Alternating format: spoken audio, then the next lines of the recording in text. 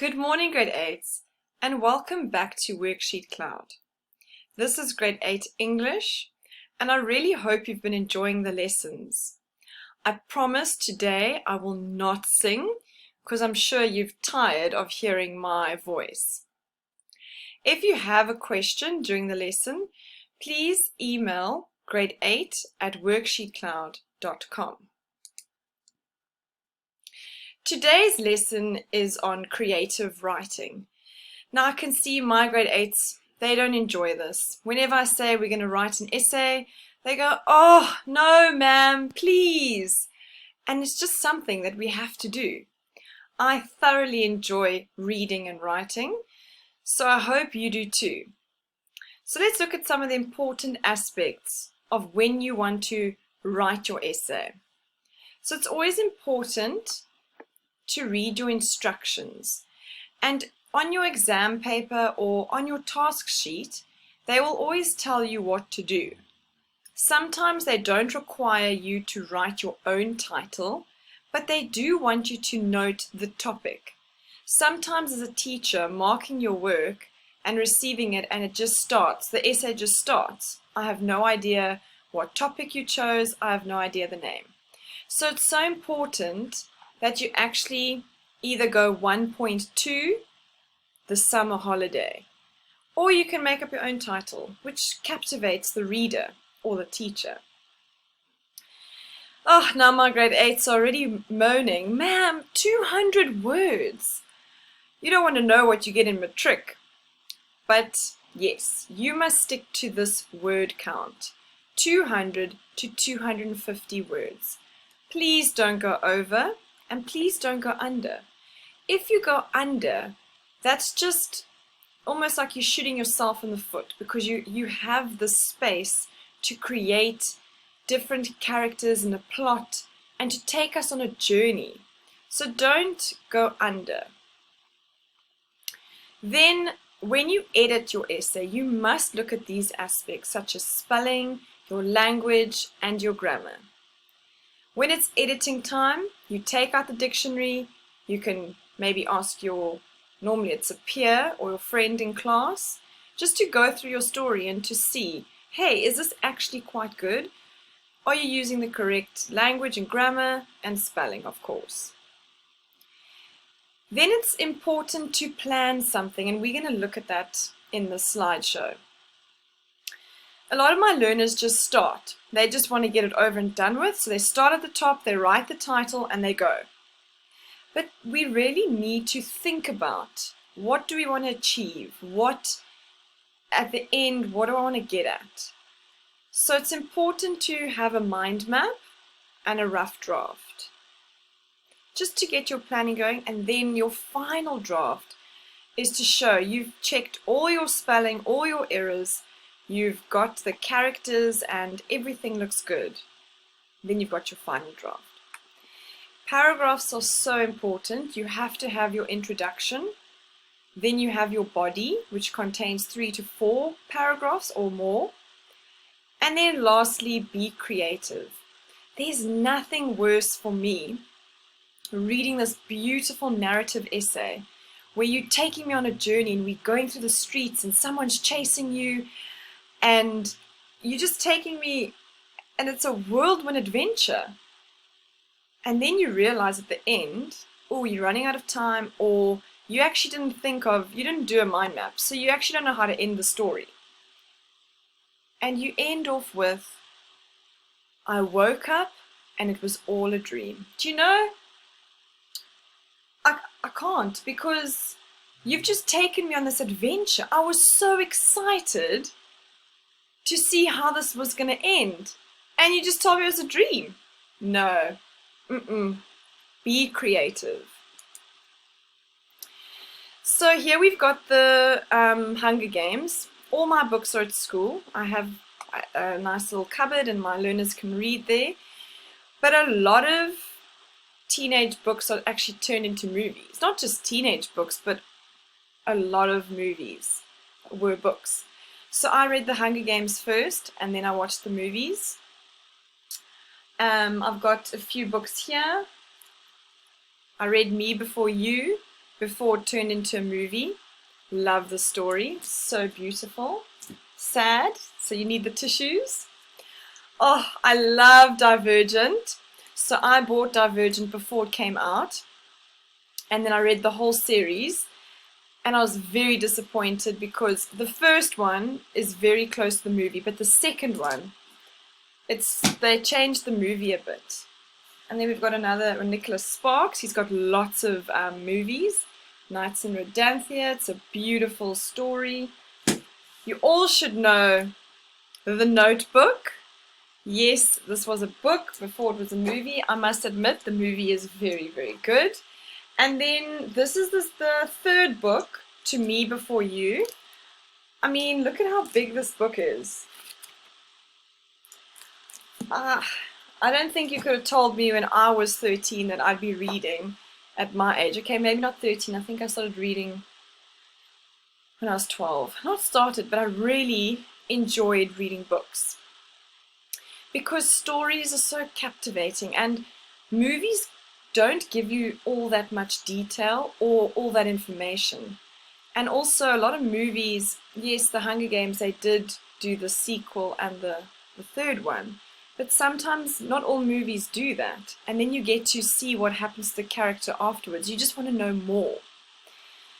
So the narrative is a very common essay.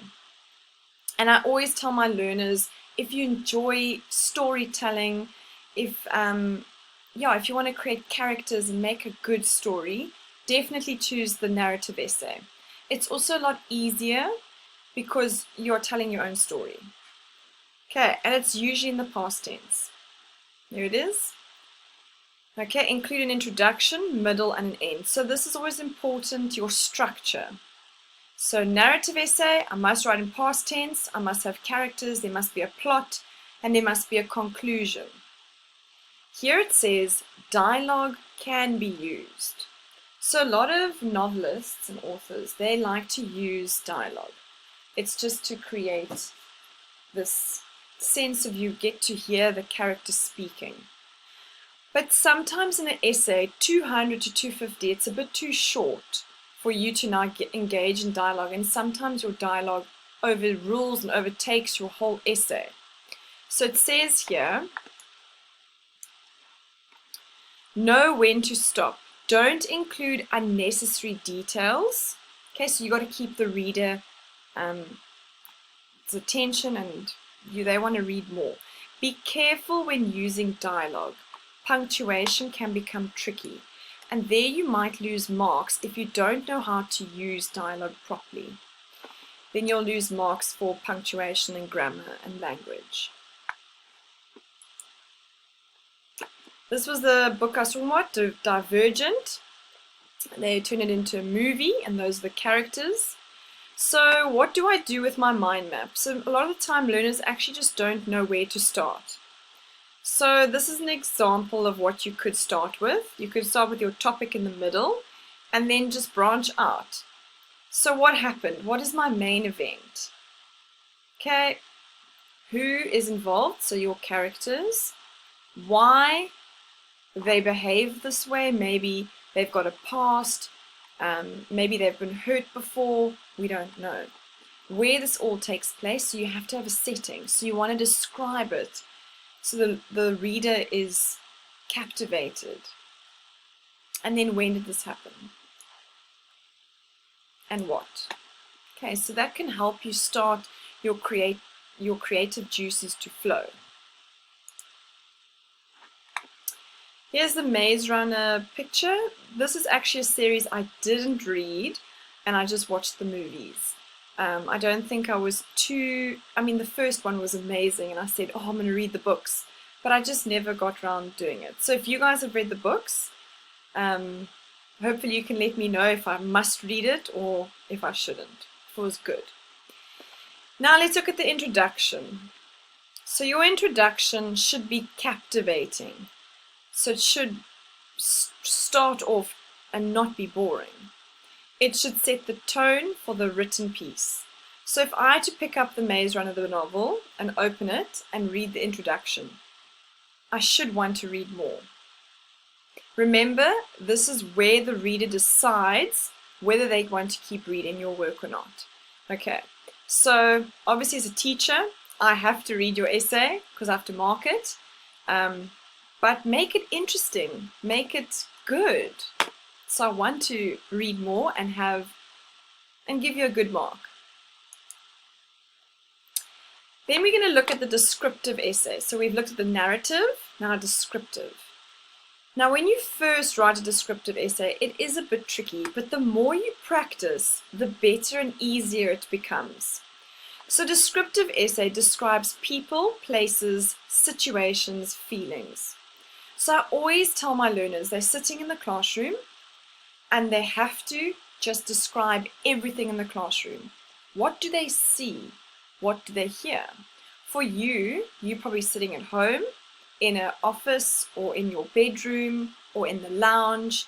So if you had to write a descriptive essay where you are, you have to tell me everything that you can see, hear, feel, taste, you got to describe everything. You're not going to just say, I'm in a room with 4 walls. How? You got to tell me more. So characteristics of a descriptive essay relies on details. So you must be good at describing. You also need to have a very good vocabulary. You can't just say, it was a very nice classroom with nice color walls and a nice desk. Okay, that's not describing it. Also, you need to use figurative language. You don't have to overdo it, but you can compare using metaphors, similes. You can use personification. The curtain was waving at me, showing how the wind was blowing in Mam's classroom. Then present tense is often used to create immediacy. Okay, it's in the moment. I'm with you on the beach. We're looking for some ice cream, or the ice cream that's fallen off the child's, you know what I'm saying.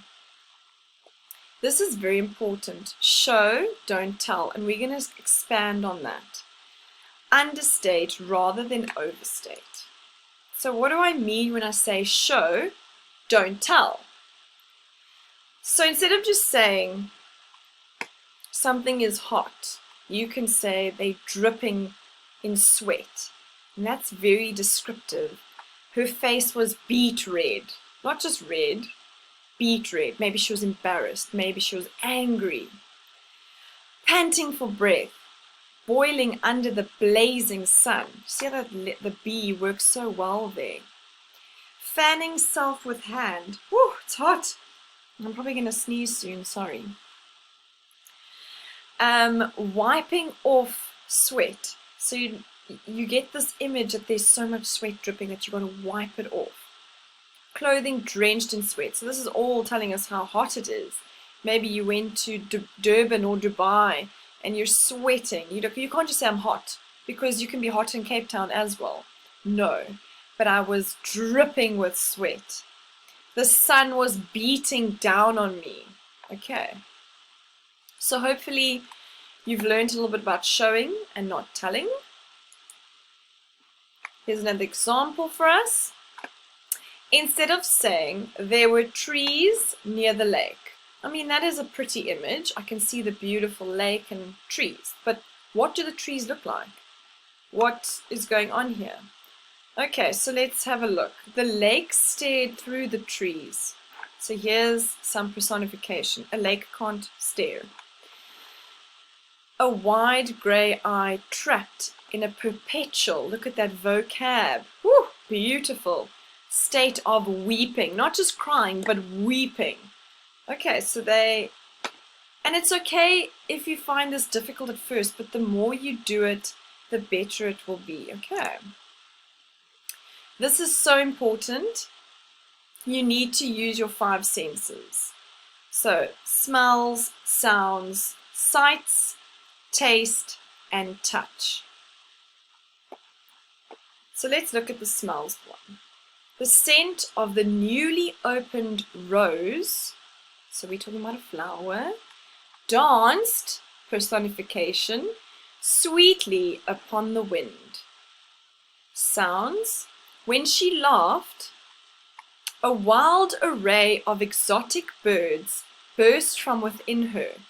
Okay, so it sounds, if you think of exotic birds and how they make a sound, she's obviously got quite a loud laugh. I also have a very loud laugh, but I've come to accept it. It was pretty to look at, but there was a lot of squawking involved. Okay, these are just sounds that we can hear. Sights. The beach curved into a smile. So that's showing us how it, that's a frown. We're going to go that way. So it goes that way.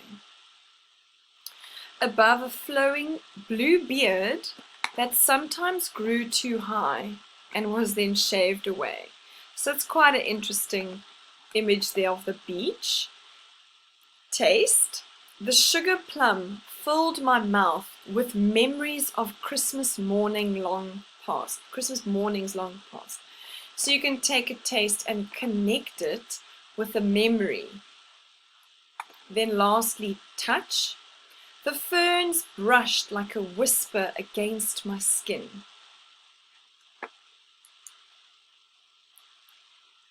So what I'd like you to do, if you could grab a pen and paper, write down using your senses, smell, sound, sight, taste, touch. Pause the screen and think of ideas. If you had to write a descriptive essay, you're at the beach, you're sitting on a towel, what do you see? What can you hear? What can you taste? Okay, so just go through those senses, write down a few ideas, and let's look at them. So you can come up with a lot of aspects of the beach. You could see a dolphin swimming in the beautiful waves. Children could be eating ice cream. There could be surfers. You could talk about the waves crashing. There could be seagulls. You can talk about the salt, the sand. You can talk about friendships, friends going to the beach. But now you're describing everything at the beach. So if I had to write a narrative about the beach, and this is where a lot of learners lose marks if they choose the wrong format. So a narrative would be a story. I would tell you all about my day at the beach. I would go from the start where my friends pick me up in their yellow van, and then we go and we get some ice cream. We surf and we swim and we play the entire day, and we see a dolphin. So that would be my story, and then hopefully getting to a point or something. Maybe someone has a fight, friendships, who knows. But a descriptive essay, you have to sit on the beach, look around, and just describe everything. A reflective essay, this is very similar to transactional writing, where you write Dear Diary or a journal. You are just telling me your thoughts and you're expressing your feelings. And that is a format of a reflective essay. So it's personal writing, reflects writing, and reflects the reality or subjective experience. So if I ask you about the beach, you're going to give me your personal experience. You're going to tell me, oh, I hate going to the beach because there's so much sand that gets stuck in all my clothes and it's uncomfortable. Yeah, so you get what I'm saying. It's usually written in the first person. Okay, tips, express your ideas, your thoughts, and your feelings. So it's important to emphasize, how do you feel about the beach? And how do you feel about the park? How do you feel about a different topic? Anything. Okay, so let's look. Feelings with sincerity and personal involvement. How do you feel about school? Maybe your teachers were horrible to you on a certain day and you didn't like school very much. So this is an essay just talking about your thoughts and your feelings. An argumentative essay. Now this is a very difficult essay because you have to express a point of view, okay, or an opinion, and it's your objective to influence or persuade the audience or readers to agree with you.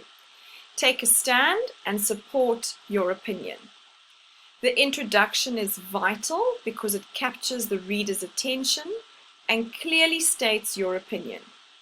And we call it a thesis statement or a topic sentence.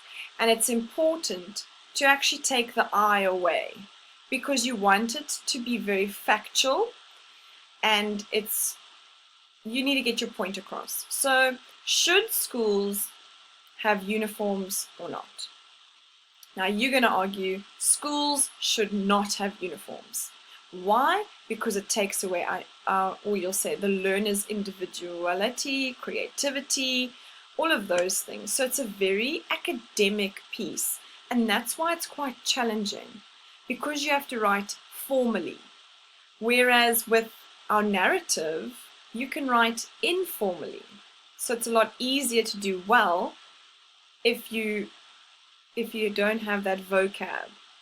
But with argumentative, it's academic, it's formal writing. Yeah. In the body, you should support your viewpoint with examples and facts. Try to persuade and convince the readers. So at the end of it, if I was for learners coming to school in uniform because it shows pride in their appearance, they're more controllable in class, and they don't get bullied or picked on because they don't have the new brand, whatever, shoes, clothing. Okay, we spoke about the formal language. Here, you may not use contractions or slang. And that's important, especially when you are editing your work, to just scratch out those can'ts, won'ts, didn'ts, and change them. Your conclusion should be short and strong. It should summarize what you have said. We use this method where you make your point, then you have evidence or statistics, or that's your evidence to give examples. So in America, 20% of schools do not have rules regarding the school uniform, and this shows, then you explain it, how it supports your point.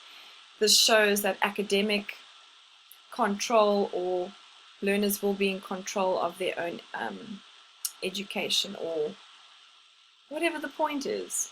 I'm losing it a bit here. Then you have to link it. So link the point or the next point back to the topic or to what you're going to say. So you'll always use, therefore, it shows from the above mentioned, or it is evident from the above mentioned that school uniforms should not be worn. Something like that. Then it's always important to look at your rubric. How do I get into this category? So the only way you can fail an essay is what I said earlier. If you choose a descriptive essay about the beach and you just write a narrative, there's characters, there's a story, there's a plot, well, that's the same thing. There's a climax and there's a conclusion. That's not a descriptive essay. You've misinterpreted the format. So if you look here, format faulty takes you to a 2. Sorry about that. Slip of the finger. So it takes you to a 2, and you don't want to get 2. No, you want to get 4s and 5s. How do we do that? We stick to the right format. Good paragraphing, length almost correct. This is a given. This you need to hit that 200 to 250, and you need to hit the format accurate, because then you can get 5 marks out of that. Then this is your language style and editing. So did you use good choice of words, or were you using nice all the time? So choice of words adequate. So you didn't even try look up some words or use a good vocabulary. Then over here, content and planning. So we look at your planning, good response to the topic, ideas interesting, planning is suitable. Some planning, not well planned, poor or no planning. So do you see how your planning also has an effect. We want to get to this 9 though. This 9, this 10. Outstanding response. So if you don't end your essay with that, I woke up with a dream, you will get that outstanding response. I hope that you've enjoyed today's lesson. There will be an activity at the end of this, and I've given you a few topics that you can practice. The only way we're going to get better at writing is to practice and to use our imagination, not to just rely on movies and maybe some books to write our stories, but create your own. Have fun with it. And then we always do a little bit of a motivation at the end. And I'd like you to think about, you can write it down, or you can actually tell the person if they're in your house what you're grateful for. So today I'm grateful. For me, today I'm grateful that I have a warm bed to sleep in, food that I can eat. Sorry about that. And I'm just so happy to be spending time with my loved ones. I do miss my family, my niece, my mother-in-law and my sister-in-law, but I know we will come to a point where we will see them again and we'll just cherish that time together. I hope that you've learned something today, and I hope that you enjoyed this lesson, and I hope that you have a wonderful day. This is Mrs. Goslet. Thanks for watching, Grade 8s. This lesson was brought to you by WorksheetCloud. Bye.